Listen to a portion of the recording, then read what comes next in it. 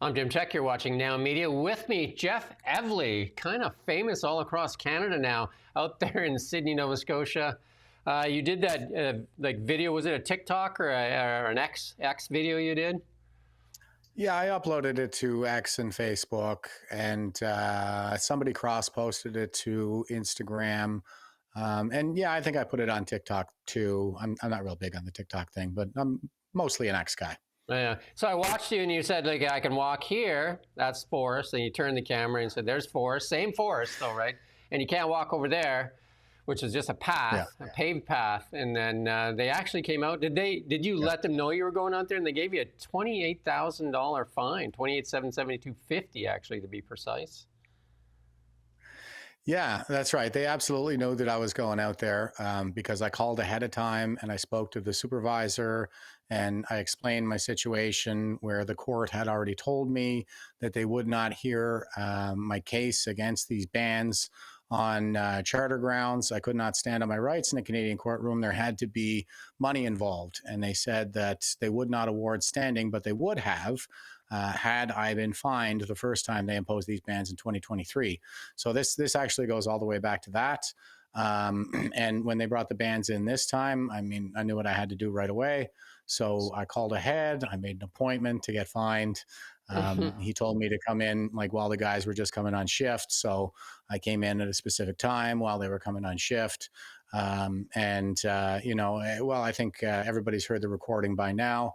I just tried to approach it firm, fair, friendly, professional and polite. And I think I was pretty well received. There was sort of the initial statements there to deter me from going in, but that's their job. I understand that. That's what their superiors expect me to do. And once we sort of got those formalities out of the way, the guys were pretty relaxed, and I was really happy with how I was received by the conservation officers at the Department of Natural Resources.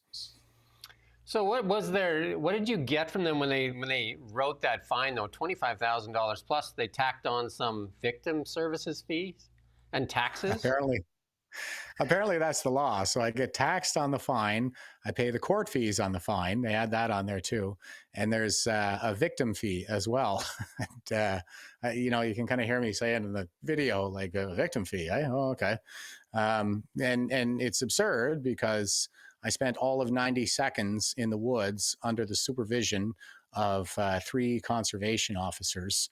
People are still screaming bloody murder, like I set a wildfire or something in doing so. But at the end of the day, all I did was spend 90 seconds walking through one corner of a patch of woods. And somehow that led to the victimization of somebody. So I'm being charged for that as well.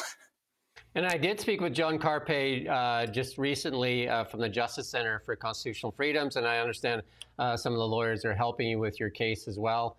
And he said that the punishment has to kind of fit the crime. But then we look at what just happened in, I think it was Saskatchewan, where the guy willfully set 30 fires and he got 18 months probation and no fine. Yeah, and I think it's reminiscent of a concept that a Marxist professor by the name of Herbert Marcuse first introduced in the 60s, called liberating tolerance, where it's carte blanche for the left and the jackboot for anything even so much as perceived as right wing.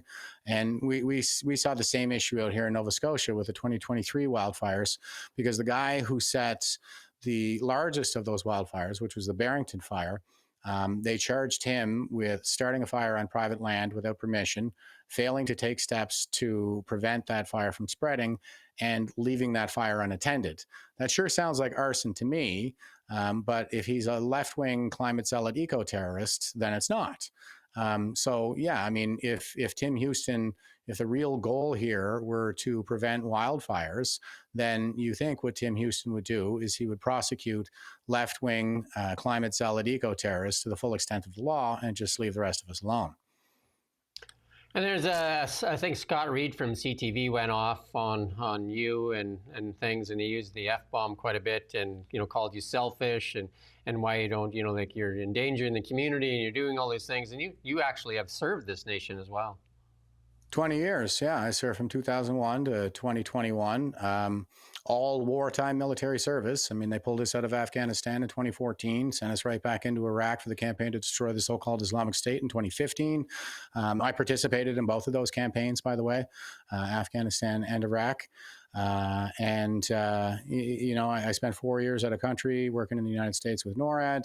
Like this selfish thing is quite hilarious to me. Like I have I don't even know how many years. I'd have to think about it now, of just my entire adult life. I've been volunteering in my community.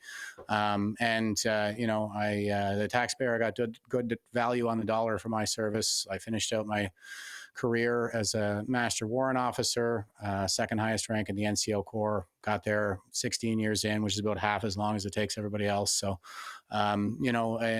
it's pretty hilarious that some guy, Scott Reed, I've never heard of him before, from CTV, has the gall to call, a veteran of this country selfish. Any veteran, but it's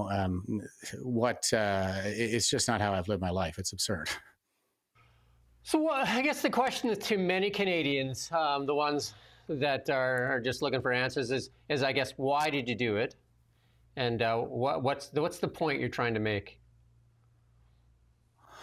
Like I explained to the conservation officers when I went in there, in 2023, they wouldn't hear my case because I didn't get fined. So the goal here is to get this in front of a judge so he can rule on the constitutionality of these measures.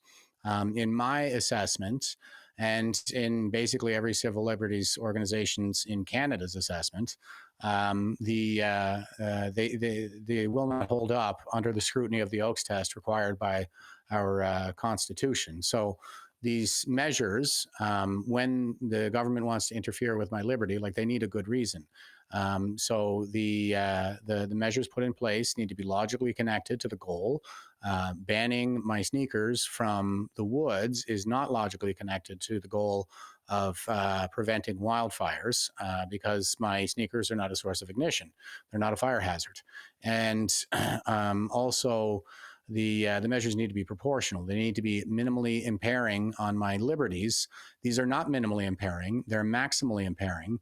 The goal is to prevent wildfires. There are any number of steps that they could have put in place before getting all the way to a full-scale ban, which, again, is just irrational altogether. But why not ban smoking? Why not ban any source of ignition, like camp stoves or lighters? Even if you wanted to go that far, that there's still, like, a logical basis. We can kind of haggle over the minutia, but ultimately there is a logical basis for those measures. And a full-scale ban, though, is maximally impairing. There appears to have been no consideration for any lesser measures. So that wouldn't pass the Oakes test. And also the 25 or 28 872.50 fine, I think, could be considered cruel and unusual punishment prohibited by Section 12 of the Constitution. Yeah, John Carpe, at first when we looked at it, because it was just early on when we were talking about it, he said, I'll just give them a couple of days. I'm sure they'll rescind it because it doesn't make any sense. And obviously they didn't, and they continue to press forward with it. And even in a couple of other provinces, just a lot of this is similar to COVID, where you see one province do something or one authority do something, and they start to follow suit a little bit. Although I think it's New Brunswick, she kind of tempered hers as, it's not about the fires, it's about, we don't have any personnel that'll go out there and save you. Just like, well, that's not a reason to give fines out to people either. I can see the fines for, if you intentionally start a campfire, there should be penalties against that, because you're actually in the process of possibly starting a fire. But walking in the woods, I mean, if you think about Canada, what is Canada, 95% woods, or more? Well, and that is the thing. That is kind of the point of the first video I did, where I was going around saying, this is the woods and this is not the woods. It's Nova Scotia. Nova Scotia is the woods, okay? That's where we live. Nova Scotians live in the woods. So you can't ban us from the woods because we live in it. It's utterly absurd to the extreme. Have you got a court date on that fine yet? Is it on there, the date? No, the only deadline I was given was for 12 September. And by that time, we have to have our notice of intent to contest the fine submitted. And then once that's into the system, they will give us a court date to hold a trial. So we're just at the initial stages now. There seems to be a lot of politicians kind of recycling a lot of the old COVID talk, about, again, selfishness and this is a small measure and, like you don't need to be in the woods. And a lot of these people that are saying that obviously probably don't even live in the woods or have been to the woods, right? Like, I mean, they may be speaking from downtown Toronto. Yeah, it is ironic. That is for sure. And this is how totalitarians enslave you. It's basically just kind of one little favor at a time. Oh, you can do this. If you don't do this, there must be something wrong with you. You're a bad person. You're selfish, and they call you names, and you're supposed to do all these things for them.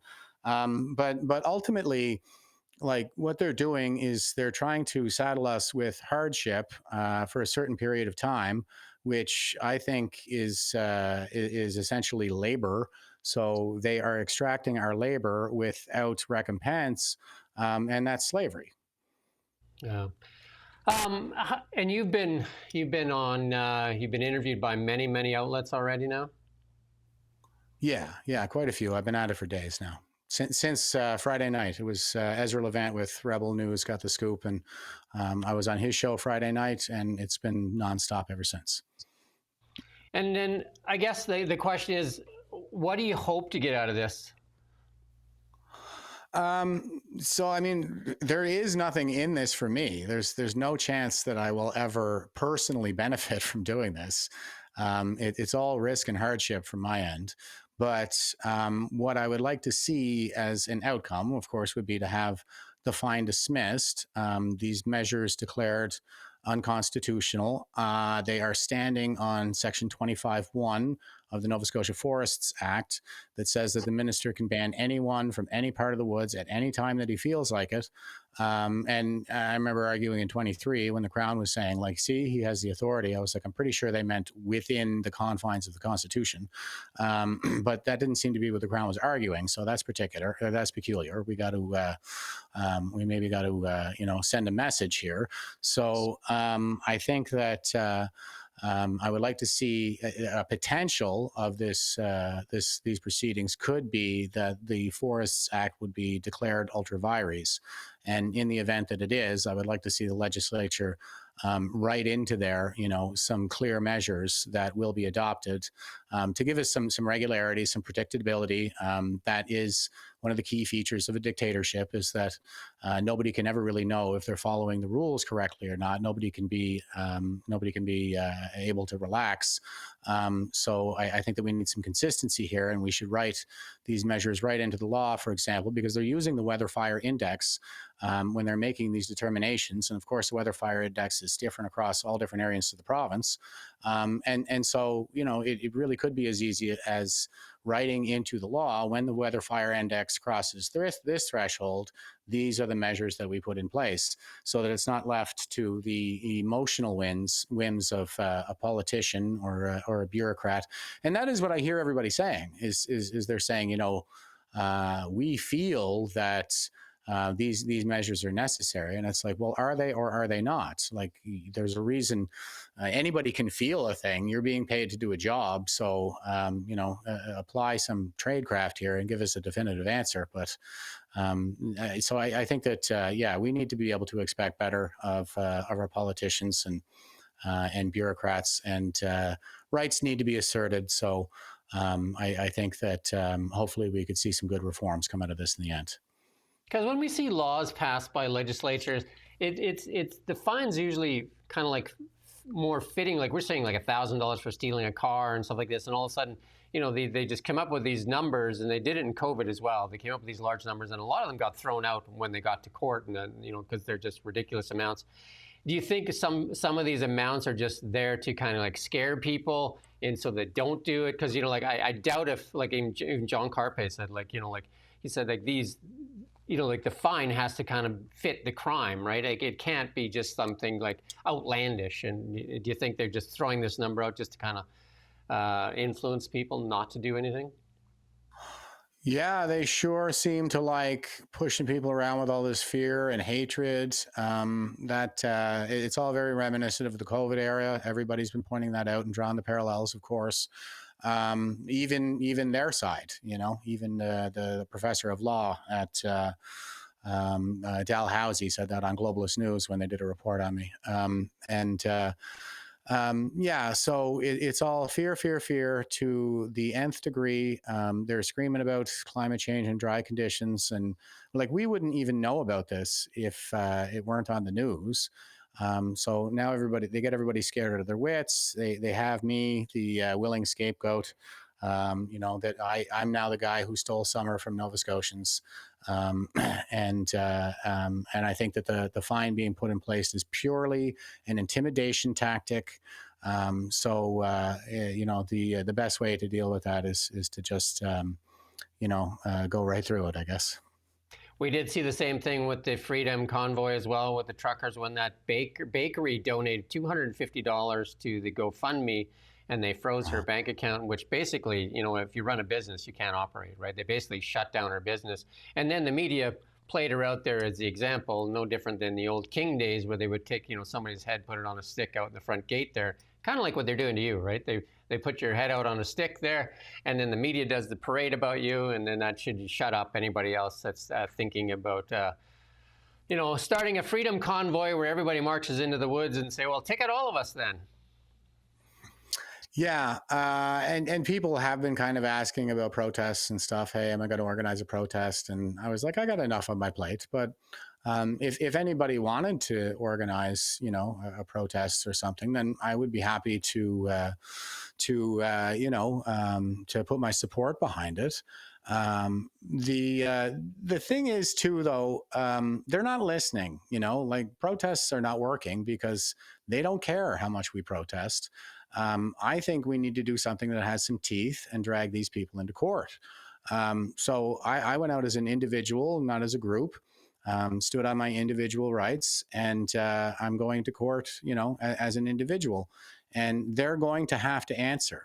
It's not like I can go into a crowd and wave some flags and signs and stuff, and they're going to stay in their office all day and completely ignore us. They can't ignore us. And this time, it's not even me dragging them to court. They're dragging me. So, they dismissed me on standing before and tried to argue that the point was moot because the ban had already been lifted. Of course, I said that they're going to do it again, and I was right. But I'm not the one dragging them into court now. They're dragging me. So this time, like, there's no ignoring me. Yeah, I mean, a lot of people in Canada say that Tamara Litch and Chris Barber, that was unfair punishment for what they're still going through it as well. They're still waiting for their sentencing. And then there's others that say they should be locked up for the rest of their lives. And I'm sure there's quite a few people on the internet saying the same thing about you. How does that feel to be this kind of like polarizing person right now? You're kind of the flag bearer for this movement. I guess it feels good. I never really sort of thought about it that way, but I feel pretty good. The thing is, my brain has kind of been rewired throughout the course of 20 years of service to this country, and I'm actually pretty comfortable in the chaos. Not only that, but I actually feel more normal when everything is completely chaotic. Yeah, and I mean you've defended the Constitution or the Constitution of Canada or our Charter of Rights, I should say, for 20 years, and I guess that's what you're doing right now. Well, yeah, I mean, that's the thing. We're talking about human rights and fundamental freedoms, and these are the kinds of principles that I put my life on the line to serve on behalf of Canada. And, when I was growing up, it seemed to be well understood that these rights and these freedoms that we all enjoy, that they are the legacy of our fallen soldiers. This is this is why we're a nation that says, lest we forget. I mean, it's not lest we forget to have another funeral for those guys this year. It's lest we forget what they stood for, lest we forget that these freedoms are very hard won, unless we forget that we all have a sacred civic duty to safeguard our inheritance for future generations. I mean, that's why we sing, "We stand on guard for thee." So yeah, I think I've been pretty consistent throughout the course of my life. I've been standing on guard for thee, almost to the point that I don't even really know how to do anything else. So here I am. And there's a lot of people across Canada saying it's happening in Nova Scotia, and then New Brunswick and in Newfoundland, and that like as we saw through COVID, many of the provinces and countries around the world, just like dominoes, they kind of just fell into lockstep there. And there was a few outliers there, with Texas and Florida and in Alberta was one of the like the few that later on that kind of stood up to the COVID measures, but a lot of people really draw the link to this, and especially with the fines and with the the way that like there's this portion of the population that kind of self-deputize themselves to kind of like be almost like vigilantes, and they get to be virtuous, and they get to post on their social media about how how you're endangering the whole country by walking in the woods. I'm just like, I'm not sure what danger you're posing by walking in the woods, but Yeah. I guess Yeah, they're Kent maybe Brockman. you're going to You remember overthrow that the episode of The government or Simpsons something, right? where where Homer's in space and he breaks the ant farm, and then the ant floats in front of the camera, and Kent Brockman in studio thinks that it's a giant ant, and then switches the newscast to announce that we're being invaded by giant ant alien overlords, and then pledges his fealty to the giant ant alien overlords. So I think a lot of people, like, there's safety, they feel safety in their numbers, and it's they're just kind of power driven. So they want to be in the powerful group, and that's what they're doing is they're self-deputizing. I like the way you described that, to show that they're in the club. They're a part of the dominant tribe. Yeah, but they should. The Canadian military needs people. They should just sign up, enlist, and actually serve. Oh yeah, yeah, yeah. I know, a bunch of posers, right? Yeah. Yeah, yeah. Anything else you want to share today, Jeff? I think we pretty much covered it. That was really well done. Thank you. Well, I do thank you for your service to this nation as well, and I do wish you well. We are going to interview one of the lawyers that's going to help represent you here in the next couple of days, and we'll see how this all plays out and see if. I mean, John thought they were going to back down, but obviously not. So they're going to want to play this out and see where it goes. Yeah, I mean, I do too. And I kind of think, like, I feel like we need a ruling. Like, you mentioned how they withdrew charges before. I never got my day in court for my mask violations. I was arrested twice. I wrote charter defenses both times, self-represented. And the first time, the judge was like, well, none of the witnesses showed up. Bang, case dismissed. No cops, no Crown, no witnesses, no complainant. Nobody showed up. And then the second time, they withdrew the charges 2 days before I was due to appear in court. And I said in open court while I was pursuing this, like, this was all a shakedown. They knew none of this stuff was ever constitutional. It was never going to hold up to a charter application and an Oaks test. And they went ahead and they did it anyway. And, everybody just kind of took cover because they were afraid. But here I am in open court. I want to know if this was the right thing to do or not. And nobody will show up. So those cases never get heard on the merits. So I think we need a proper ruling on whether or not hiking is legal in order to determine whether or not this is still a free country. Spoiler alert, it's not. Has any politicians come to your side or to your aid and defended what you've done? Like any of the conservatives or anybody that you've heard of that has actually spoken for you? Maxime Bernier did, which was fully expected. But full disclosure, I was a candidate for the People's Party in the last federal election. And he did put that out there that way, like, way to go, PPC candidate Jeff. And I've been saying, though, like, this is a matter of principle, not politics. So I haven't really been leaning into the People's Party component of it. I just did this as an individual for the country, not for the party. And I still think that the People's Party is, of course, they have the best platform.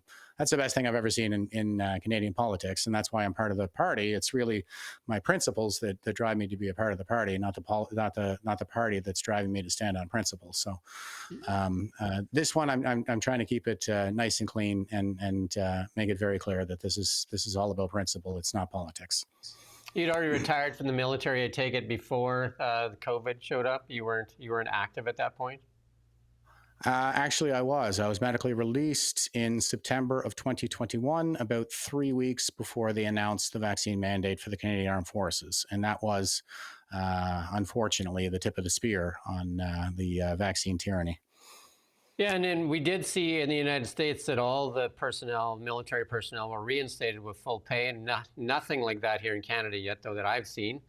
No. And I mean, I think that, I mean, at least down there, they got, at least the people that served got, reinstated with full pay and benefits and everything, right? So. Yeah.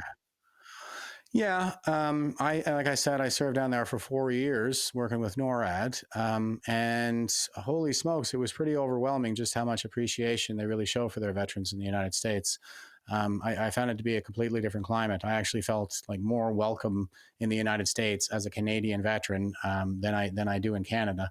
I think that maybe that's a theme that we should pay attention to. Because, like I said, I think that these measures, these politicians and senior bureaucrats wiping their asses with the legacy of our fallen, is a gross indignity to veterans. And I think that the kind of cultural respect that we pay to veterans is something like a bulwark against denigration of human dignity. We can see, I think, compare and contrast between us and the United States, where the United States Americans are so much more appreciative of their veterans and fared so much better in terms of the COVID tyranny. As you mentioned, there were multiple jurisdictions, Republican jurisdictions particularly, I believe, that remained open pretty much the whole time. Like I don't know if Texas closed at all, but there was Florida was not shut down for very I think long at all. one of the few was South Dakota, Kristi Noem. I think she was one of the few Yeah. that stood tall through the whole thing. And Yep. Florida, I think, kind of like started at first, but then went back, and I can't remember Texas. But I'd love to do something on the military with you, because we do a lot on the military, and I believe the military is underfunded, underappreciated, underequipped, and and we've in its tragedy. And then now they're talking. I've seen this poll come out talking about how we should have mandatory service. Why don't we just pay them fairly, incentivize people to join the military, as opposed to now forcing people into the military, where it's almost minimum wage, right? Like and it's just crazy in the end. They're funding. I have lots of friends in the military that have served, and it's absolutely atrocious. And then what the bureaucrats in the D&D get paid compared to what the soldier that sleeps in the ditch gets paid is just crazy. Yeah, I agree. I personally, I guess money was tight. I was a single dad for the last 10 years of my career and stuff like that, but I never really complained too much about the pay. It was really more about the professionalism and the corruption and stuff like that. They've had that issue since the early 90s, well before I ever got there. I think that, there's a revitalization that is absolutely necessary. And you mentioned General Maisonneuve saying, hey, let's just force all the kids into the military. I think that's terrible. That's absolutely, why don't you sort out your corruption issues that have been there for 3 decades now? They were ordered to institute cultural change back in the 90s, and they never did. So much so that they were even ordered to adopt a new evaluation and promotion system, and they were handed a turnkey solution, which they never applied. They just kept doing what they were always doing, which was nepotism, and that was exactly what they were ordered not to do.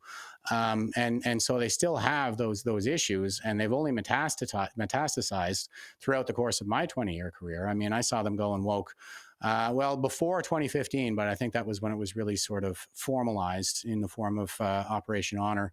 And, and they just scapegoat the troops all the time. It's like we're the unvaccinated. When there's a general who commits a sexual misconduct, it's the rest of our fault. So, I think that they should just restore Uh, I'll call out General Vance here, who called it Operation Honor.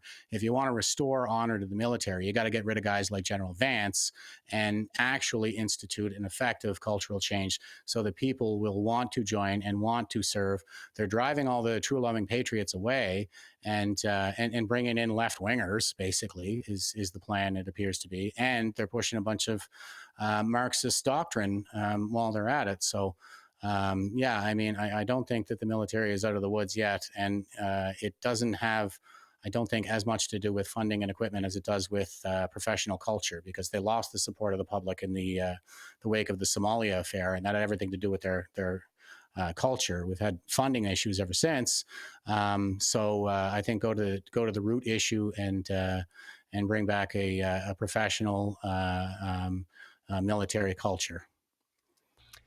Well, I do thank you, Jeff, and I do wish you well. And I'd like to catch up once we see where this all plays out. We'll speak with those lawyers on Tuesday there and see what they have to say about this and see if this is all nonsense or, yeah. Again, I wish you well and stay safe. All right. Thanks, Jim. And thank you for watching Now Media. We don't just report the news. We live here too. We're your neighbors, bringing you stories that matter to all of us. No government funding, no outside influence. Kelowna Now.